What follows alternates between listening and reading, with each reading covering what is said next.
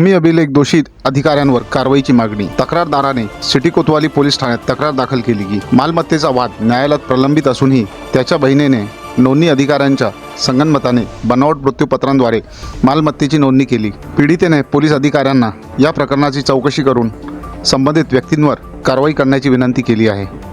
Sindhi camp येथील रहिवासी अनुपम मदनलाल देबनानी यांनी सिटी कोतवाली पोलीस ठाण्यात तक्रार दाखल केली की त्यांच्या आईच्या नावावर मालमत्ता होती। 2017 मध्ये त्यांच्या मृत्यूनंतर त्यांच्या वडिलांचा मालमत्तेवर अधिकार होता।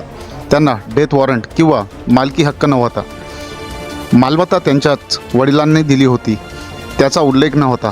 परंतु त्यांच्या बहिणीने भूमी अभिलेख अधिकाऱ्यांची संगनमत करून बनावट मृत्यू प्रमाणपत्र तयार केले आणि बनावट मृत्यू प्रमाणपत्राच्या आधारे मालमत्तेची नोंदणी केली।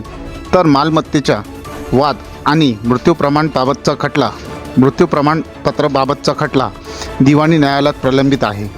मालमत्तेच्या नोंदणी दरम्यान नजूल सीट क्रमांक 70 आणि नजूल प्लॉट क्रमांक 7/51 च्या नोंदणी दरम्यान भूमी अभिलेख कार्यालयाचे परीक्षक सर्वेक्षक कुणाल राजपूत आणि उपअधीक्षक पंकज पवार यांनी तक्रारदारा व्यतिरिक्त इतर वारसांना कोणतीही माहिती दिली नाही। नोंदणी दरम्यान गैर अर्जदाराने नोंदणी नियमांचे उघडपणे उल्लंघन केले आहे। अर्जदार नसलेल्या व्यक्तीने त्याच्या बहिणीच्या नावावर 167.28 चौरस मीटर जमीन नोंदवली आहे, त्यामुळे त्याचे आर्थिक नुकसान झाले आहे।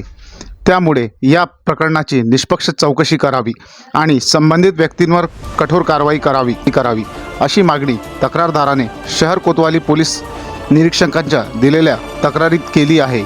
या प्रकरणात पोलीस काय कारवाई करतात याकडे आता सर्वांचे लक्ष लागले आहे।